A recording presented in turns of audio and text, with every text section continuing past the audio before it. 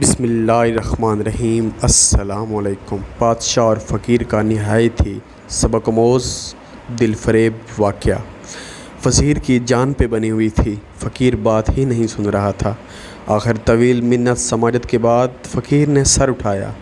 ہاں بول، کیا کہنا ہے؟ وزیر نے ہاتھ جوڑے اور بتانا شروع کیا۔ 1 مہینہ پہلے ہمارے بادشاہ سلامت نے اچانک دربار میں ایک سوال اچھالا کہ کامیاب کردار کے لیے تربیت زیادہ کارآمد ہے یا ماحول؟ میرے ایک ہم منصب وزیر نے جھٹ کہا کہ عالی جا تربیت، جبکہ میں نے عجلت میں کہا جناب ماحول تربیت پر فوقیت رکھتا ہے۔ بادشاہ سلامت نے ہماری طرف رعونت سے دیکھا اور فرمایا تم دونوں کو اپنا اپنا جواب عملی طور پر ثابت کرنا ہوگا۔ جو ثابت نہ کر سکا اس کا سر قلم کر دیا جائے گا، اور اس کے بعد ہمیں 1 ماہ کی مہلت دے دی۔ ہم دونوں اپنے جواب کی عملی تعبیر تلاشنے میں لگ گئے۔ میں سوچ کے پاگل ہونے کے قریب تھا، مگر کچھ سمجھ نہیں آ رہا تھا۔ 24 دن بعد اچانک میرے ہم منصب وزیر نے میری موت کے پروانے پر دستخط کرتے ہوئے دربار میں اپنے جواب کو عملی طور پر ثابت کرنے کی اجازت چاہی۔ اجازت ملنے پر اس نے دربار میں کھڑے ہو کر تالی بجائی۔ تالی بجتے ہی ایک منظر سامنے آیا کہ بادشاہ سمیت تمام اہل دربار کی سانسیں سینے میں اٹک گئیں۔ دربار کے ایک دروازے سے 10 بلیاں منہ میں پلیٹیں لیے، جن میں جلتی ہوئی موم بتیاں تھیں، ایک قطار میں خرامہ چلتی دربار کے دوسرے دروازے سے نکل گئیں۔ نہ پلیٹیں گریں اور نہ موم بتیاں بجھیں۔ دربار تعریف و توصیف کے نعروں سے گونج اٹھا۔ میرے ہم منصب نے بادشاہ کی طرف دیکھا اور بولا حضور، یہ سب تربیت ہی ہے جس نے جانور تک کو اس درجہ نظم و ضبط کا عادی بنا دیا۔ بادشاہ نے میری جانب دیکھا، مجھے اپنی موت سامنے نظر آ رہی تھی۔ میں دربار سے نکل آیا، تبھی ایک شخص نے آپ کا نام لیا کہ میرے مسئلے کا حل آپ کے پاس ہی ہو سکتا ہے۔ میں 2 دن کی مسافت کے بعد یہاں پہنچا ہوں۔ دی گئی مدت میں سے 4 دن باقی ہیں۔ اب میرا فیصلہ آپ کے ہاتھ میں ہے۔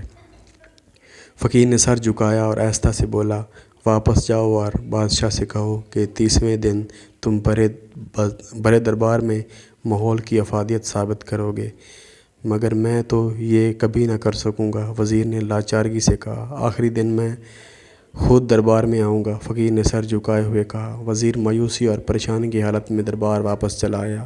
مقررہ مدت کا آخری دن تھا، دربار کھچا کھچ بھرا ہوا تھا۔ وزیر کا دل زور سے دھڑک رہا تھا۔ سب کی نظریں بار بار دروازے کی طرف اٹھتی تھیں کہ اچانک ایک مفلوج الحال سا شخص اپنا مختصر سامان کا تھیلا اٹھائے دربار میں داخل ہوا۔ بادشاہ کی طرف دیکھا اور بولا وقت کم ہے، میں نے واپس جانا ہے۔ اس وزیر سے کہو تربیت کی افادیت کا ثبوت دوبارہ پیش کرے۔ تھوڑی دیر بعد ہی دوسرے وزیر نے تالی بجائی اور دوبارہ وہی منظر پلٹا۔ دربار کے دروازے سے 10 بلیاں اسی کیفیت میں چلتی ہوئی سامنے والے دروازے کی طرف بڑھنے لگیں۔ سارا مجمع سانسیں روکے یہ منظر دیکھ رہا تھا۔ وزیر نے امید بھری نگاہوں سے فقیر کی طرف دیکھا۔ جب بلیاں عین دربار کے درمیان پہنچی تو فقیر آگے بڑھا اور ان کے درمیان جا کے اپنا تھیلا الٹ دیا۔ تھیلے میں سے موٹے تازے چوہے نکلے اور دربار میں ادھر ادھر بھاگنے لگے۔ بلیوں کی نظر جیسے ہی چوہوں پر پڑی، انہوں نے منہ کھول دیے۔ پلیٹیں اور موم بتیاں دربار میں بکھر گئیں، ہر طرف بھگدڑ مچ گئی۔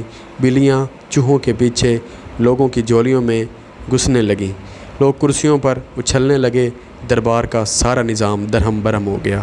فقیر نے بادشاہ کی طرف دیکھا، بولا آپ کسی جنس کی جیسی بھی ایسی تربیت کر لیں، اگر اس کے ساتھ اسے اچھا ماحول فراہم نہیں کریں گے تو تربیت کہیں نہ کہیں اپنا اثر کھو دے گی۔ کامیاب کردار کے لیے تربیت کے ساتھ ساتھ بہتر ماحول بے حد ضروری ہے۔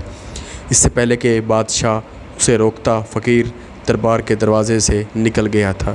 ہمارے ہاں ساری ذمہ داری استاد کی تربیت پر ڈال دی جاتی ہے، گھروں کا کیا ماحول ہے اس طرف کوئی توجہ نہیں دی جاتی۔ پلیز اگر آپ کو میری سٹوری اچھی لگی ہو تو پلیز مجھے اچھے سے کمنٹس کریں اور مجھے لائک کریں، اور مزید ویڈیو دیکھنے کے لیے یہ میرا چینل ہے، اس کو سبسکرائب کریں۔ شکریہ، اللہ حافظ۔